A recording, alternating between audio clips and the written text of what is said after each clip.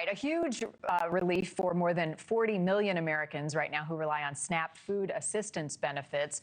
Funding in all 50 states expected to be fully restored today. That includes the woman that we welcome in now, Cassandra, joining us once again from Pennsylvania. She's a mom. She received SNAP benefits and was impacted by the government shutdown. Good morning to you. When we talk about how the president addresses how people are doing right now, you have been directly impacted by the government shutdown. Tell me how you're doing.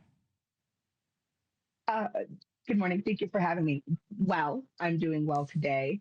Better than I was on Thursday of last week, that's for sure. My SNAP was reinstated on Friday. And this morning, we're doing great as individuals and as a family. Yeah. That's good. Okay. Better is good. Did all of the benefits come back immediately? And so you're back on track as if it were before the shutdown? Yeah, it took 2 extra days. So we were expecting ours on Wednesday. The shutdown didn't really didn't end until Thursday, I believe it was.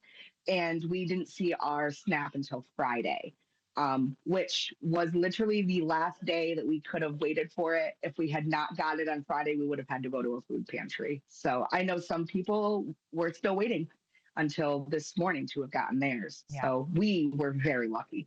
Cassandra, remind folks at home who didn't see the last time I talked to you, your situation, who you take care of, and what this last few weeks has been like.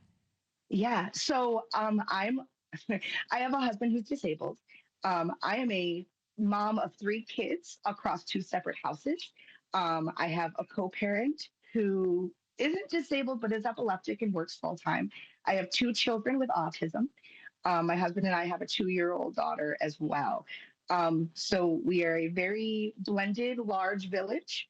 And so that everybody can have what they need, I'm going back and forth and take care of both houses and just making sure that everyone is as taken care of as we can be right now. Boy, you are a busy, busy lady.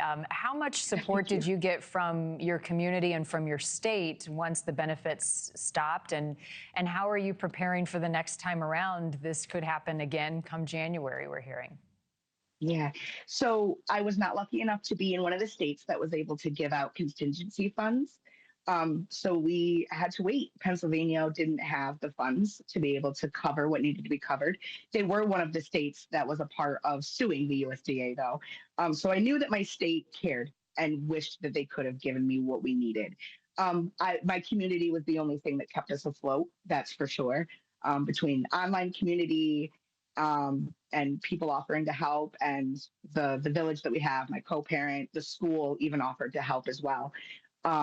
So that was great. We were very, very blessed for that, because I know many people don't have that same thing. And the second part of my question, how do you get ready for a next time around if, heaven forbid, it does happen again? Yeah, the only thing that I can do, we prepared well, but because we knew it was coming. I think if we didn't know it was coming, we would have been a little worse off. To prepare more, I am going to make sure that I have more powdered milk and as much yeast as possible, because I learned that the 2 things that was the hardest to go without were milk and bread. But with powdered milk and yeast, I can have both of those things just in my cupboards. So other than that, it's just always making sure that my cupboards are stocked, which isn't as easy as it sounds when you're someone who relies on SNAP and food stamp or food pantries. And even without those things, people who have full-time jobs can't even keep their cupboards stocked. So I don't know how anybody prepares for not having food. I'm glad you made that point too, because it's not for a lack of hard work and a big heart that you find yourself in a situation where you need some support. Well, I'm glad that the benefits are back on, especially right now. We're about a week and a half away from Thanksgiving. So wishing you a happy holiday, and let's hope that you're not in this situation again come first of the year. Cassandra, appreciate your time. Thank you, Marni. Happy holidays. Yeah, happy holidays to you. Thank you for watching. Subscribe below and download our NewsNation app right now on your phone, and you will get fact-based, unbiased news for all Americans.